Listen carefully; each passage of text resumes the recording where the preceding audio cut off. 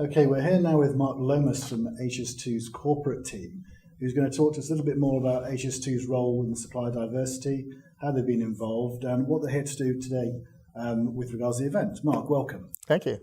How are you finding the event so far? Yeah, really interesting. We've had some really good chats with some suppliers that want to know what HS2 is about, how they can get involved in the business.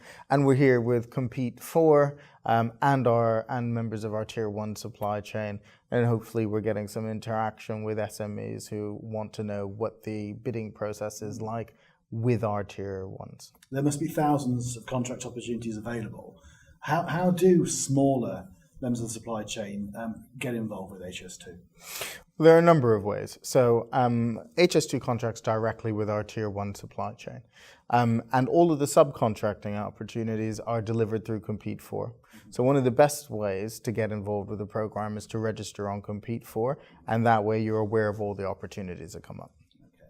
And how does HS2 ensure that supplier diversity is at the heart of the supply chain? Does that come into your negotiations with your Tier 1 suppliers? So the way that we ensure that supplier diversity is embedded through the program is that it actually forms part of the works information or the contract with our Tier 1s. And we set very specific requirements about engaging with organizations like MSD UK, WeConnect, Social Enterprise UK, and others.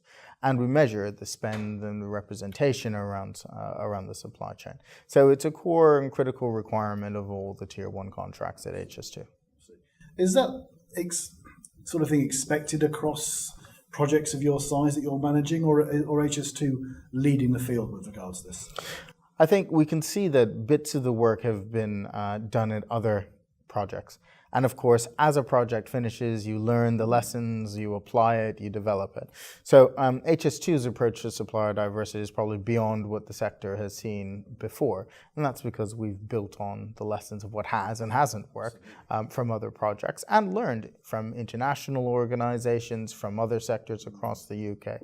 So what we do in our approach to inclusive procurement is set a very clear framework which allows us to demonstrate what the benefits are of the HS2 program around diversity, around skills, and in that way set a framework that we hope will be applied to future infrastructure projects.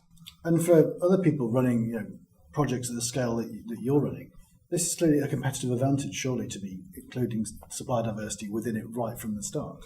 Absolutely. Equality, diversity, inclusion is weighted in our ITT. And that means that it's very important. Everybody who does these sorts of things knows every percentage point is important.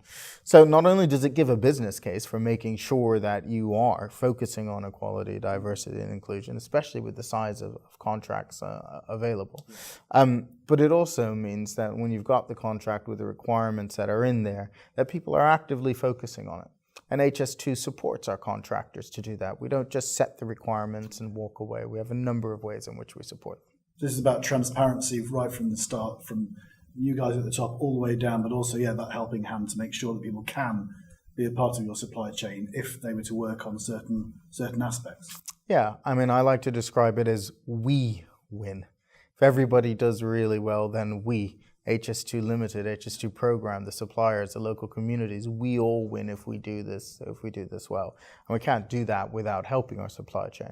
So we provide, for example, videos on the HS2 inclusive procurement model, ways to explain diversity monitoring, case studies, toolkits, basic things that can really help organizations to implement it and deliver it effectively. Okay. So it's an overall message of win-win, which I think you'll agree, Mark, that's what this conference is all about. So thank you very much for your time. It's much appreciated. A pleasure. Thank you.